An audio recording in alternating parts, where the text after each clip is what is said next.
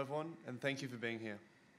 My name is Oliver Thompson, and I'm a student of International Relations from Griffith University, Australia, and one of the country's new Colombo Plan scholars. My studies have encompassed a range of global human rights abuses and international crises, and I believe the plight of the oppressed peoples of North Korea to be one of the most brutal examples of affronts to human dignity in the modern world. 안녕하십니까 여러분. 이곳에 와주셔서 감사드립니다. 제 이름은 올리버 톰슨입니다. 저는 호주의 그리프트 대학에서 국제관계학을 공부하는 학생이며 호주의 신콜롬보 계획의 장학생입니다. 저의 연구는 다양한 국제 인권 유린과 국제적 위기를 포함하고 있으며 저는 북한의 억압된 주민들의 역경은 현대 사회에서 인간의 존엄성에 대한 모욕의 가장 잔혹한 사례 중 하나라고 생각합니다. I hope to emphasize the importance of Western nations' influence on the issue, with countries such as Australia, the United Kingdom, and the United States holding a crucial role in assuring the international political pressure is applied not just on North Korea, but also on China. 저는 이 문제에 대해 서방 국가들의 영향의 중요성에 대해 강조하고 싶습니다. 호주와 영국, 미국과 같은 나라들은 북한뿐 아니라 중국에도 국제 정치적 압력을 가할 수 있는 중대한 역할을 할 수 있습니다. Australia's history in the peninsula dates back to the United Nations Task Force intervening during the Korean War in 1950 and has remained steadfast in its influence alongside the United States throughout Asia, supporting nations with capitalistic, liberal democratic foundations. This tragedy regarding the absence of human rights for 25 million Koreans who currently reside in what amounts to an open-air prison is one which has by and large been ignored by Western powers, with opposition to the northern regime's nuclear weapons program taking precedence over the domestic abuses within the hermit state. 한반도에서 호주의 역사는 1950년 한국 전쟁 때 유엔의 임무로 개입했던 때로부터 시작하여 자본주의, 자유민주적인 기초를 지지하기 위해 미국과 함께 아시아 지역에서 꾸준히 영향을 미쳐왔습니다. 감옥 국가에 갇힌 2,500만의 북한인들의 인권 부재의 비극은 북한 정권의 핵개발 반대가 은둔 국가 내 인권 유린보다 우선권을 얻게 되면서 서방 국가들에 의해서 많이 무시되어져 왔습니다. There exists a real possibility that the diminutive current pressure being applied by the international community on North Korea to reform its human rights record will be lessened as a trade-off for the regime's denuclearization. Australia and other Western allies have an obligation to emphasize the importance of basic human rights internationally, rather than simply diplomatically tiptoeing around the issue of abuses in North Korea based on the political environment of the day. 북한 인권을 개혁하라는 국제사회의 아주 작은 현재의 압력마저도 정권의 비약화에 대한 대가로 두려워질 가능성이 존재합니다. 호주와 다른 서구 동맹국들은 그날그날의 정치적 환경에 따라 북한 인권 문제를 외교적으로 회피하기보다는 국제적으로 기본적인 인권의 중요성에 대해 강조할 의무가 있습니다.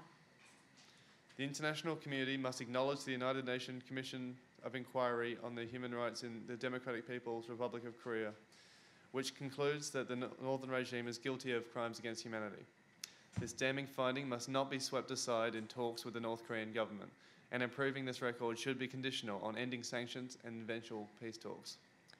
국제사회는 북한 정권이 반인도 범죄를 저질렀다고 결론을 내리고 있는 유엔의 북한인권조사위원회를 인정해야 합니다. 이러한 유죄를 시사하는 결과물들은 북한 정권과의 회담에서 무시되어서는 안 되고 북한 정권에 대한 제재의 종료와 궁극적인 평화회담은 이러한 인권의 개선 이후에 가능합니다. In addition to putting pressure on the North Korean regime, Australia and the international community must have the courage to stand up to one of the world's great powers, China, and demand that it addresses the issue of repatriating North Korean refugees. 북한 정권에 대한 압력을 가하는 것과 더불어 호주와 국제사회는 세계의 강대국 중 하나인 중국에 맞설 용기를 가져야 합니다. 그리고 중국이 북한 난민 북송 문제를 해결하도록 요구해야 합니다.